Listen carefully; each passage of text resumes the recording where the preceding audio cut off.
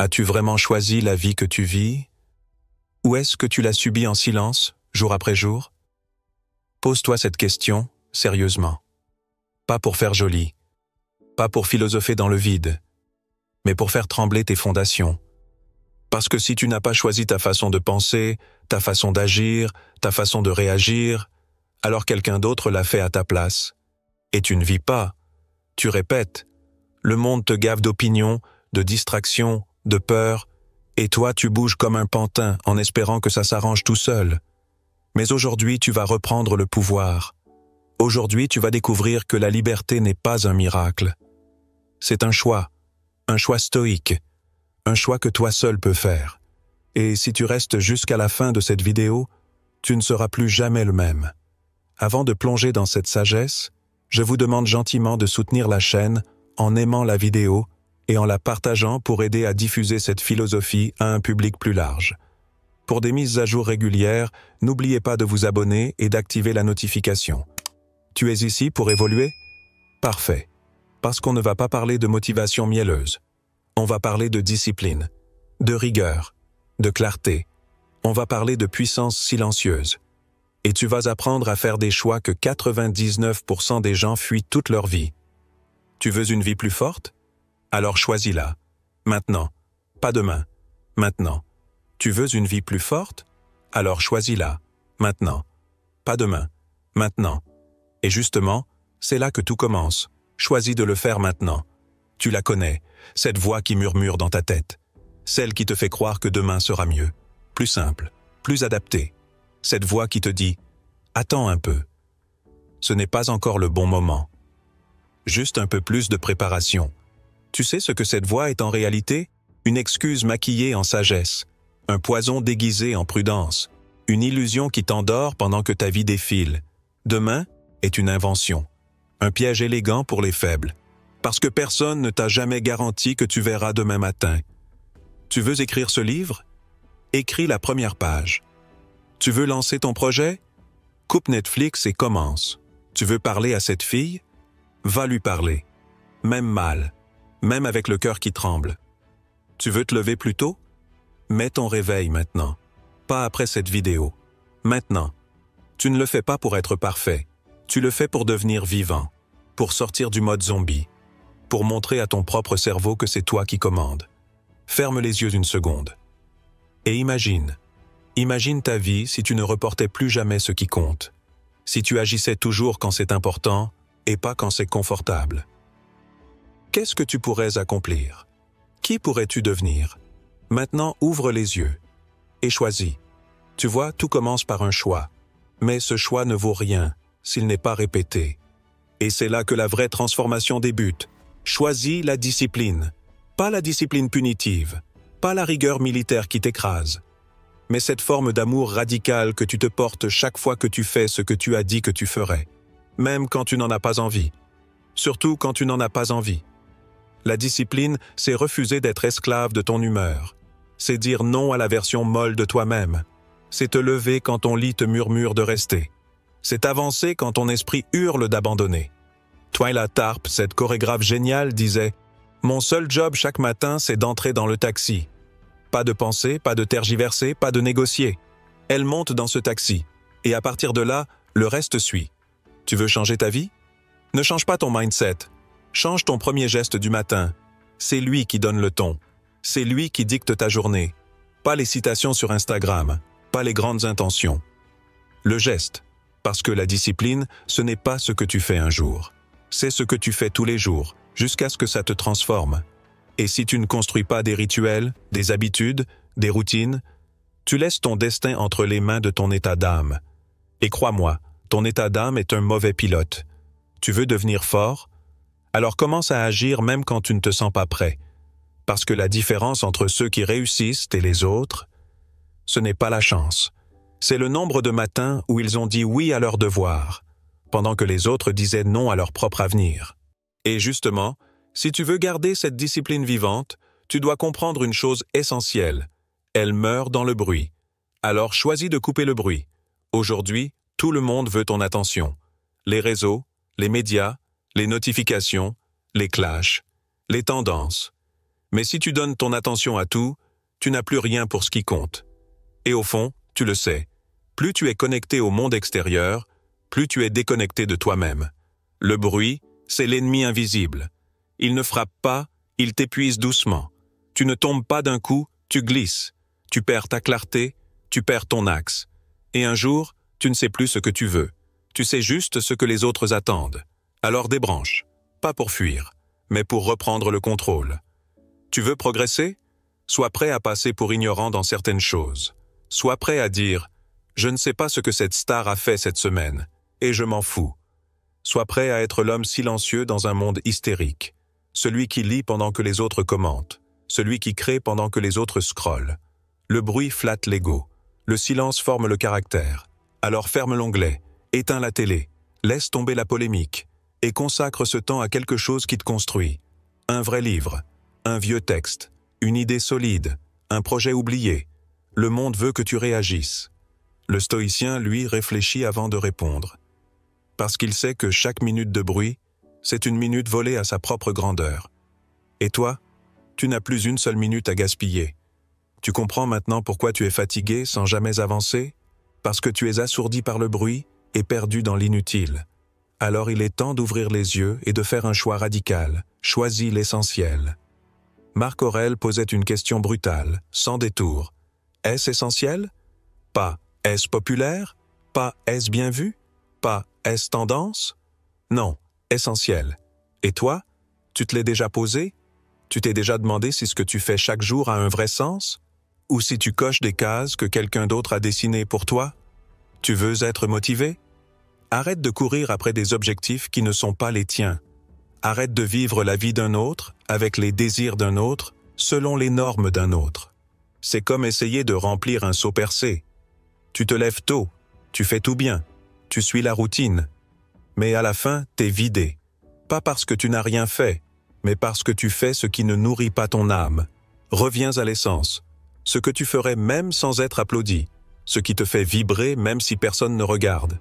Ce que tu sais, au fond, être juste. Vrai. Authentique. Et le plus beau, c'est que quand tu choisis l'essentiel, tu retrouves de l'énergie, tu retrouves ton axe, tu cesses de te battre contre toi-même. Alors pose-toi la seule question qui compte vraiment. Est-ce que ce que je fais là m'élève ou m'éteint? Et si la réponse te dérange, c'est que tu es prêt à changer. Et une fois que tu as retrouvé l'essentiel, il faut le protéger et le forger. Et pour ça, la vie ne te fera aucun cadeau. Elle va tester ta volonté, te provoquer, te frustrer, te bousculer. Et c'est là que tu dois faire un choix que 99% des gens refusent de faire. Choisis l'opportunité dans l'obstacle. Un problème, ce n'est pas un mur, c'est un miroir. Il te montre exactement où tu en es, pas où tu prétends être. Il révèle la vérité que tu caches derrière les apparences. Tu veux savoir si tu es patient? Attends dans les embouteillages, sans râler, sans insulter, sans exploser. Tu veux savoir si tu es sage? Alors va parler à celui qui t'agace le plus et écoute-le. Vraiment. Parce que la vie ne t'envoie pas des obstacles pour te punir. Elle t'envoie des occasions de grandir. Mais seuls les stoïciens le voient. Marc Aurèle disait « L'obstacle, est-ce le chemin? Pas le détour, pas le raccourci, le chemin. Et ça change tout. Parce que désormais, chaque difficulté devient un entraînement.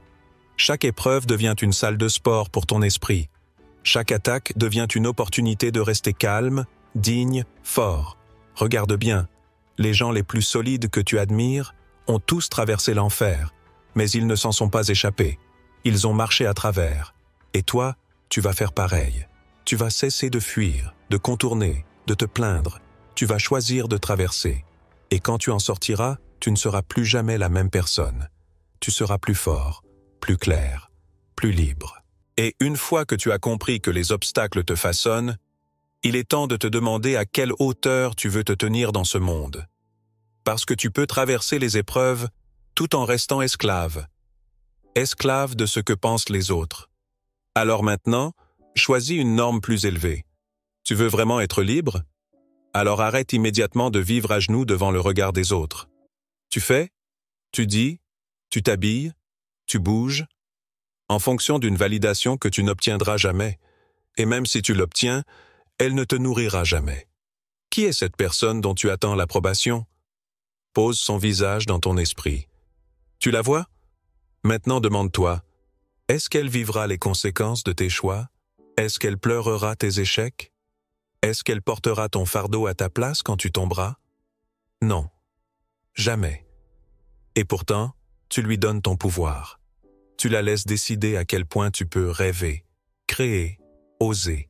Ta seule autorité, c'est ta voix intérieure, celle que tu as appris à étouffer depuis l'enfance, celle qui sait exactement ce que tu dois faire, mais que tu ignores pour être accepté. Assez. Arrête-toi une seconde, respire, et demande-toi en face, à qui ai-je donné trop de pouvoir? Et pourquoi est-ce que je continue à mendier une approbation qui ne vaut rien face à ma vérité? Élève ton standard, élève ton exigence. Ne cherche plus à être aimé par tous, cherche à être aligné avec toi. Parce que le respect qui change une vie, ce n'est pas celui des autres. C'est celui que tu as envers toi-même quand tu refuses de te trahir. Et quand tu as enfin repris possession de ta voix intérieure, quand tu cesses de plier sous les regards, alors il est temps de te reconnecter à quelque chose d'encore plus fondamental, le monde réel. Alors, choisis de sortir. Tu vis dans un monde enfermé, écran, mur, notifications. Tu crois être connecté, mais tu es débranché de l'essentiel. Ton corps s'éteint, ton esprit sature, ton énergie s'effondre, et tu ne comprends pas pourquoi tu te sens vide, instable, perdu. Mais ton cerveau, ce n'est pas une intelligence artificielle, c'est une machine biologique, et comme toute machine, elle a besoin d'air, de lumière, de mouvement. Pas de likes, pas de pixels, pas de bruit numérique. Chaque matin, marche. 20 minutes, sans musique, sans téléphone, sans destination précise. Juste toi et le silence du monde. Tu verras que le vent sur ton visage vaut mieux qu'1 million de likes, que la lumière du matin sur ta peau guérit plus que tous les conseils sur Internet, que marcher sans but te reconnecte à un but plus grand. C'est en marchant que Sénèque méditait. C'est en marchant que Marc Aurèle trouvait sa clarté. Et c'est en marchant que toi, aujourd'hui, tu peux redevenir lucide. Parce que sortir, ce n'est pas fuir, c'est revenir. Revenir à toi, à la réalité, à la vie, celle qu'on sent, qu'on touche, qu'on vit vraiment. Tu veux retrouver ton équilibre? Commence par mettre un pied dehors et laisse le monde réel remettre ton âme à l'endroit. Et quand tu retrouves enfin cette connexion au réel, quand tu respires l'air pur et que ton regard se relève, alors une évidence surgit. Tu n'es pas seul. Tu fais partie d'un monde, d'une humanité, d'une chaîne invisible qui te relie aux autres. Et là, un autre choix s'impose à toi, un choix puissant, presque oublié dans ce monde cynique. Choisis la bienveillance. Tu veux pratiquer la justice? Ce n'est pas dans les discours, ni dans les grands débats. C'est dans les gestes simples. Tiens la porte. Regarde les gens dans les yeux. Parle avec respect, même à ceux qui n'en donnent pas, surtout à ceux-là. Parce que la vraie grandeur ne se mesure pas à la manière dont tu parles au patron, mais à comment tu t'adresses à la caissière fatiguée, au serveur débordé, au sans-abri invisible. La bienveillance, ce n'est pas être faible. C'est être assez fort pour rester humain, même dans un monde brutal. Dans une époque où tout le monde crie, juge, divise, toi, tu choisis d'unir, d'apaiser, d'élever, parce qu'un homme stoïque ne cherche pas à dominer. Il cherche à inspirer, et il sait que chaque personne est une opportunité d'être juste, digne, noble. Alors ne laisse pas ton cœur se durcir sous prétexte que le monde est froid. Sois le feu tranquille dans l'hiver des autres. Et tu verras que, parfois, un simple regard bienveillant peut sauver une vie qu'on ne soupçonnait même pas. Et quand tu choisis d'être bienveillant, quand tu traites les autres avec dignité, une autre vérité t'apparaît. Tu ne peux pas éclairer les autres, si ta propre lampe est éteinte. Alors maintenant, choisis de lire. Oui, lis. Parce qu'un homme qui ne lit pas est un prisonnier, enfermé dans une cellule dont il détient lui-même la clé. Il reste dans l'ignorance, non pas par malchance, mais par paresse. Tu veux devenir meilleur, plus fort, plus libre? Alors lis Sénèque, lis Épictète. Lis des livres qui ne vieillissent pas parce qu'ils touchent à l'essentiel. Tu veux percer dans ton domaine? Tu veux avoir de l'avance? Lis 100 livres sur ce sujet, pas 2 ou 3. 100. Et regarde comme, soudainement, le monde commence à te prendre au sérieux. Parce que tu sauras des choses qu'ils ignorent. Parce que tu verras des angles qu'ils ne comprennent même pas. Parce que tu penseras plus loin, plus haut, plus profondément. La lecture, ce n'est pas un passe-temps. C'est une arme silencieuse, une arme que peu utilisent, et pourtant, elle transforme tout. Pendant que les autres se gavent de distractions, toi, tu t'armeras de connaissances, de clarté, de vision, et tu verras qu'un esprit affûté par la lecture ne tremble devant rien, ni personne, parce qu'il sait, parce qu'il comprend, parce qu'il voit. Là où les autres sont aveugles, toi, tu marcheras avec certitude. Lire, c'est respecter ceux qui sont venus avant toi. C'est apprendre de leurs victoires, de leurs erreurs, de leurs cicatrices. Et surtout, c'est décider de ne plus jamais avancer dans le brouillard. Alors ouvre un livre et commence à voir le monde autrement. Page après page, tu ne deviendras pas juste plus cultivé, tu deviendras dangereusement éveillé. Et à force de lire, d'apprendre, de grandir, tu vas ouvrir les yeux sur une chose que peu osent affronter. Le temps passe. Alors maintenant, il est temps de faire un dernier choix. Peut-être le plus important de tous. Choisis une belle fin. Tu as peut-être fait des erreurs. Tu t'es peut-être égaré. Tu as perdu du temps, trahi tes valeurs, vécu à genoux alors que tu avais le potentiel de marcher debout. Mais rien n'est encore perdu. Parce qu'on ne te jugera pas sur ton départ, mais sur ta dernière ligne. C'est facile de commencer fort, de parler avec confiance quand tout va bien. Mais la vraie noblesse, la vraie force, c'est de redevenir grand, même après avoir chuté. Sénèque, ce géant de la pensée, a passé des années à servir un tyran. Il aurait pu disparaître dans la honte. Mais non, il a choisi sa fin. Il a fait face à la mort avec grandeur, avec calme, avec poésie. Et il a prouvé que la dignité ne dépend pas de ton passé, mais de la façon dont tu choisis de le transcender. Alors relève-toi, peu importe d'où tu viens, peu importe ce que tu as enduré. Fais ce choix ultime. Termine ta vie comme un roi, comme une reine, comme un sage, avec force, avec style, avec honneur. Parce que ce qui te définit, ce n'est pas tes chutes, c'est ta dernière marche. Et cette marche-là, tu peux la rendre inoubliable. Alors voilà, tu as tenu jusqu'ici. Tu as traversé chaque mot, chaque idée, chaque choix. Et maintenant, il ne reste plus qu'une chose à faire. Choisir qui tu veux être à partir de maintenant. Tu n'as plus d'excuses. Tu as la carte. Tu as les outils. Ce n'est plus une question de hasard, ni de chance, ni de destin. C'est une question de décision. Décide d'arrêter de fuir. Décide d'arrêter de survivre. Décide de vivre avec puissance, clarté et sens. Parce que tout ce que tu veux devenir, tout ce que tu rêves d'être, n'est qu'à une série de choix stoïques de distance. Et ces choix, tu peux les faire dès aujourd'hui. Si cette vidéo vous a parlé, pourquoi ne pas la partager avec un proche, un ami, un membre de la famille?